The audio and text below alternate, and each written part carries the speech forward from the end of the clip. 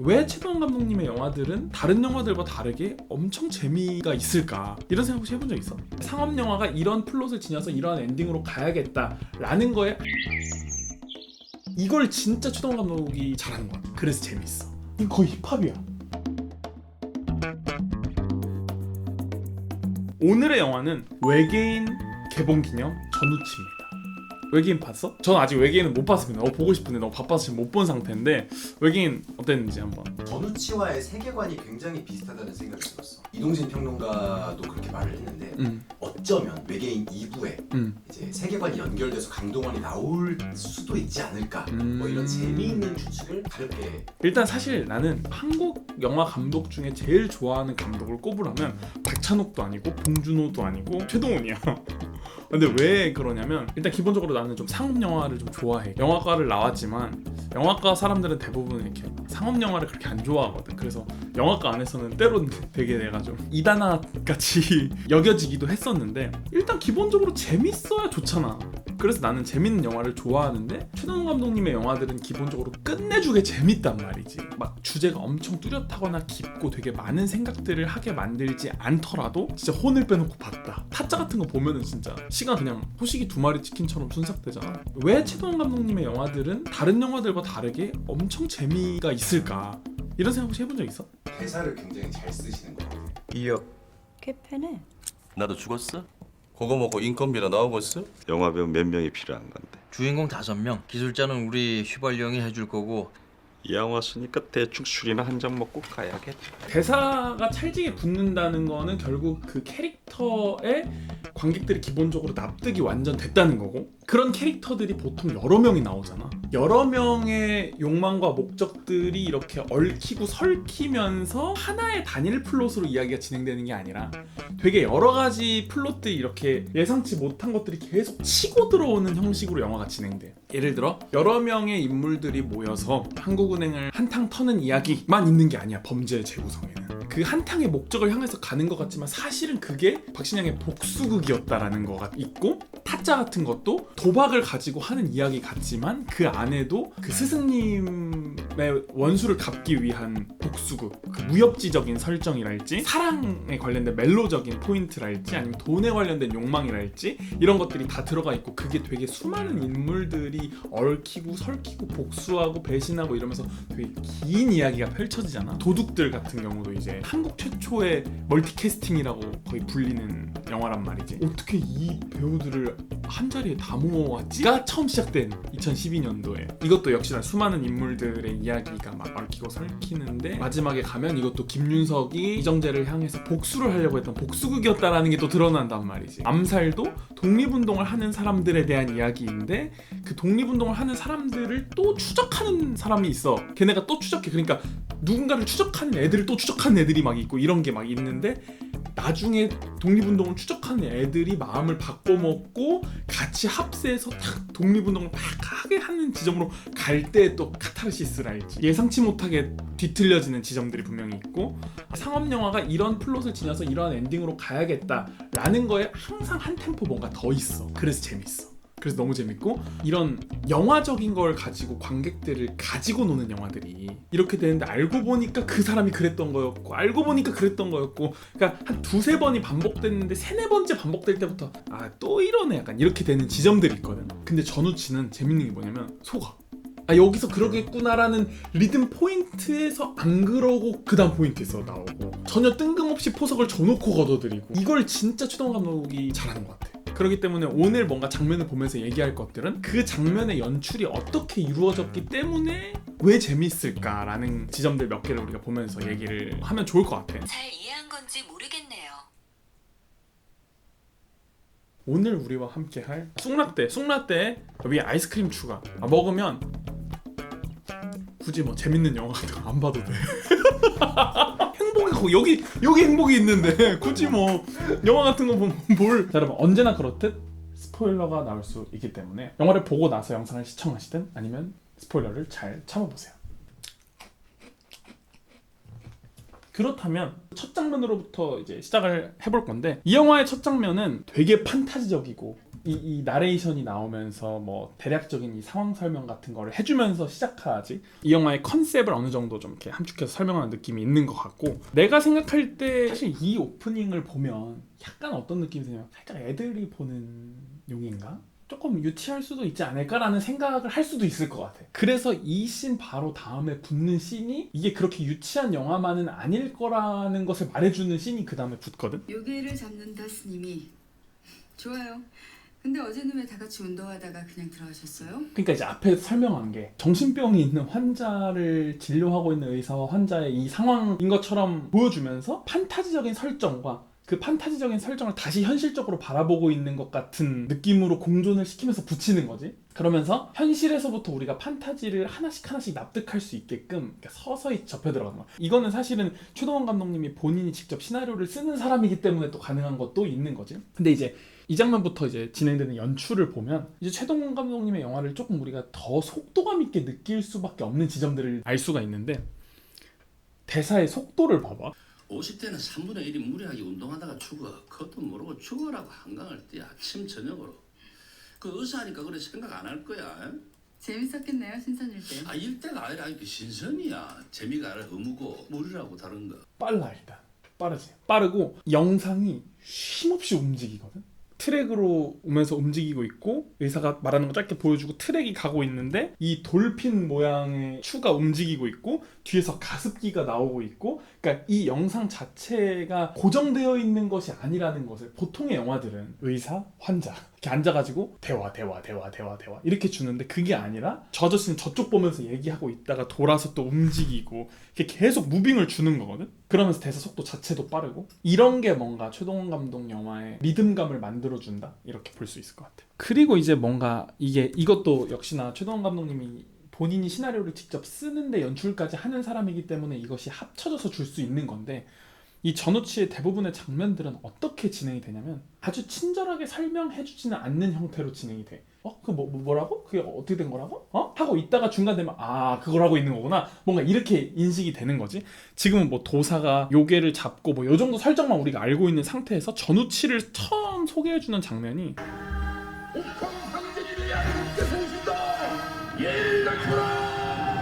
지상의 왕은 황금 1만 양을 함경도 기근 지역에 보냈느냐? 예. 그제 제 꿈에 나타나 하명하신 대로 한치 틀림없이 그리하였습니다. 그러니까 지금 전우치가 옥황상제로 나왔고 어젯밤 얘 꿈속에 나왔고 이런 건 다 설명해주지 않아. 그냥 등장하면서 얘기 들으면서 그렇게 됐다고?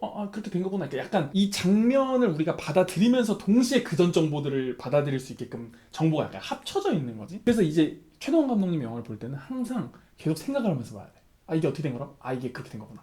이거를 따라가면서 보는 맛이 또 생기는 지점들이 있는 거지.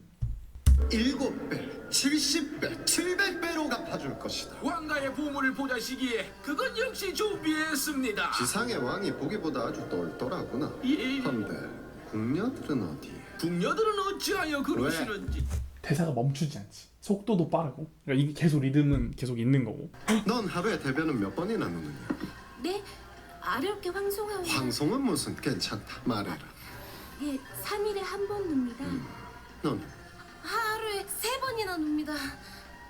건강한 네가 따라봐라. 과연 하루에 3번을 놓는 게 건강한가에 대한 얘기를 난 좀 해보고 싶거든. 왜냐면 나는 근데 얘가 여기 와서 왜 이걸 하고 있지도 사실은 설명이 되지는 않아. 여기서 청동거울을 가지고 또 자기 전우치였다는 거 알려주면서 가는데 그것도 얘가 왜 그렇게 하는 건지는 사실 여기서 잘 안 드러나고 이제 뒤에 가면은 청동거울과 청동검을 얻어야 최고의 도사가 될 수 있기 때문에 그런 거다라는 게 뒤에 나오거든. 그러니까 이런 배치 같은 것들이 영화를 좀 더 재미있게 보게 만들어주는 부분인 것 같아. 요괴를 잡아달라고 부탁한 사람이 저 말고 또 있습니까? 예? 그럴 리가요. 근데 이 화살은 우리 게 아니냐? 뺏겼습니다. 누구한테? 망나니 전우치입니다. 전우치? 이 리듬을 진짜 잘 만든 것 같다고 생각한 게 뭐냐면 빠르면 빠르게 따라갈 수 있을 거다라고 생각하는데 빠른 와중에 어떤 포인트에서 또 포즈를 줘야 되는지가 진짜 잘 돼 있는 것 같다는 생각이 들었고 봐봐 대사 속도가 요괴를 잡아달라고 부탁한 사람이 저 말고 또 있습니까? 이거 거의 힙합이야. 요괴를 엄청 빠르게 한단 말이야. 그 다음에 근데 이 화살은 우리 게 아니에요. 그거 전우치입니다. 이렇게 하는 게 아니라 응? 이거 우리 건데? 그럼 누구지? 누구야? 전우치한테 뺏겼습니다. 전우치 띠링 이러면서 뜨잖아. 그러니까 이 전우치에 대한 거를 좀 명확하게 짚어줄 때는 또 이렇게 약간 그 사이에, 근데 단순히 그냥 포즈를 주는 게 아니라 그럼 이거 누군데? 를 인식시켜 준 다음에 캐릭터들이 한마디 던지고 전우치, 그런 방식으로 리듬과 호흡을 잘 만들고 있다. 지루하지 않게 만들어주는 되게 대표적인 또 연출을 하나 같이 보려고 하는데, 오늘 밤이래 오늘 밤. 그 바보가 절에 가는 날이야. 이제 거울을 구했으니까 청동권만 구하면 되는데. 그러니까 좌도방 화담이 최고지. 병진자들도 고쳐주고. 평양에 참 명망 있는 도사가 한 명 있다 그러던데 함경도 기금 문제도 해결하고. 에이 개성의 화담이 제일이지. 아니 평양에도 도사가 있나? 그 유명하신 분 조남이. 이놈 전우치. 그렇지, 전우치. 누군가가 대화하고 있는 씬을 오직 그렇게만 두는 게 아니라 대화하고 있다가 뒤에서 누군가 껴들고 이 방향성을 계속 색다르게 주면서 시선을 분산시키고, 그래서 어떤 얘기인지를 또 계속 인식하게 만드는. 전우 뭐라고 하는데 그때 이제 뒤에서 내 이놈 전우치 이러면서 이제 치고 들어온단 말이야. 바로 또 거길로 상황 가는 게 아니라 그렇지 전우치, 얘가 하던 거 마무리 지어놓고, 그러니까 A 상황 끝나고 B 상황 끝나고 C가 아니라 계속해서 물려 들어오게끔 이렇게 찝어놓은 거가 뭔가 더 이제 리듬과 속도감을 만들어 주는 거라고 볼 수가 있을 것 같아. 맛있어. 밥 먹어야 되는데. 액션 같은 거 사실은 워낙에 보는 맛이 있으니까 사실 재밌게 따라갈 수 있는데, 이런 액션을 막 엄청 빠르게 막 진행을 시키다가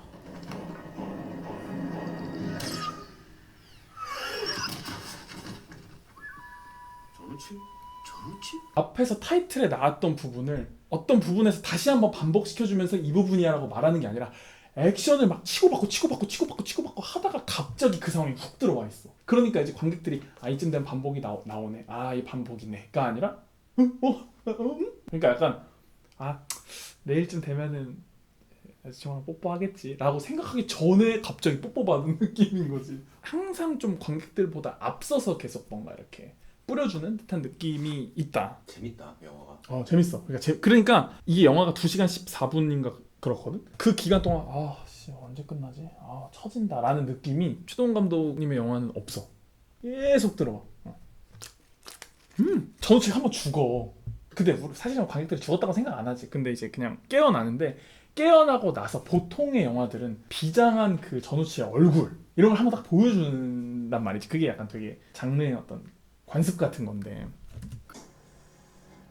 임수정 리액션 보여주고 요괴들 리액션 보여주고 살아난 전우치 다리 먼저 보여줘. 이렇게 가서 저 사람 무슨 표정 짓고 있을까 되게 궁금하게 만드는 것 같다는 생각이 들었고, 괜찮아요? 여기서도 제대로 안 보여줘. 안 보여주니까 더 약간 멋있다고 해야 될까? 그런 식의 연출이었던 것 같아요 여기가.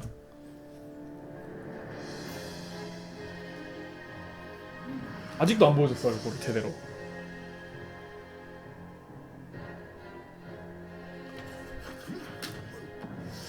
그러니까 얼굴을 안 보여주고 주술 하니까 얘 되게 갑자기 엄청 변했나 보다, 엄청 강해졌나 보다 이 생각이 딱 들거든.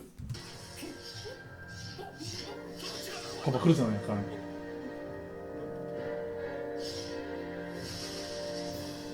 이거는 이제 어떤 거를 어떤 방식으로 보여줄 거냐에 대한 문제인데, 이거는 사실 타짜 뒷부분에 가도 이런 연출이 되게 잘 돼 있거든. 뭔가를 보여주지 않고 긴장하게 만드는. 이어콜 까봐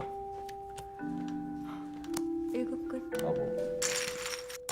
그 이제 이 피리를 이 김윤석이 불기 시작하면서부터 좀 막 이상한 소리가 나면서 이제 악당의 세계가 될 것만 같은 상황이 펼쳐지거든 뒤에 가면.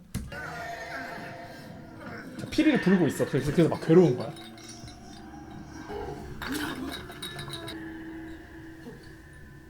요괴야? 저건 요괴 아닌 것 같은데.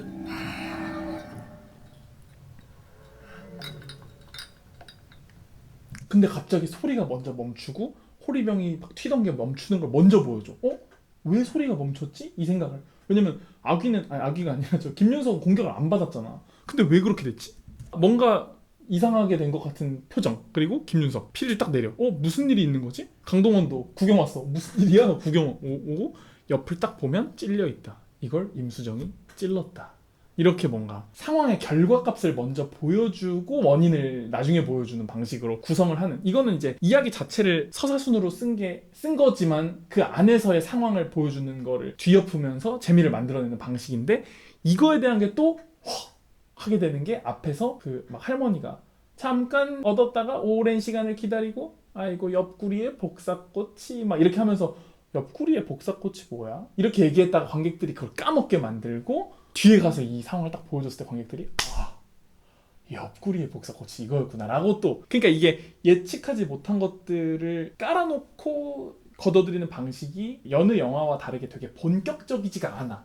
슥슥 싹싹 한 템포씩 앞에 있거나 한 템포씩 뒤에 있거나 해서 재미를 만든다.